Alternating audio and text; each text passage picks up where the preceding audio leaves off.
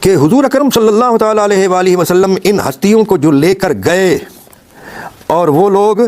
بھاگ گئے، تو یہ کہتے ہیں کہ نبی کریم صلی اللہ علیہ وسلم کا ان کو لے جانا جو ہے مباہلہ میں، یہ ان کی ایسی فضیلت ہے کہ اس سے بڑی فضیلت اور کوئی نہیں ہے۔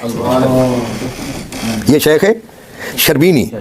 زمخشری نے بھی یہ لکھا ہے اور بھی کئی لوگوں نے لکھا ہے کہ اس فضیلت سے بڑھ کر اور کوئی فضیلت نہ کسی اور کی ہے نہ ان کی ہے، ان کی بھی اس سے بڑھ کر کوئی اور فضیلت نہیں ہے۔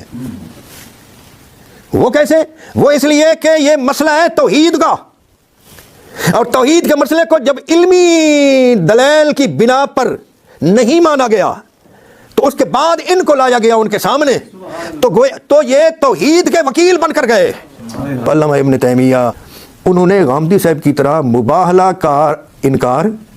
اور مباہلہ میں ان ہستیوں کے جانے کا انکار بھی نہیں کیا۔ انہوں نے کہا مباہلہ میں یہ گئے اور ان کو اس لیے لیا گیا کہ مباہلہ ہوا اور ان ہستیوں کو حضور لے گئے، لیکن اس لیے لے گئے کہ ان سے بڑھ کر اور زیادہ کوئی عزیز قریبی رشتہ دار تھا نہیں، لہذا یہ ایک ان کی فضیلت تو ہے پر افضلیت نہیں ہے۔ تو غامدی صاحب مباہلہ میں ان کی شرکت تو علامہ ابن تیمیہ بھی مان رہے ہیں۔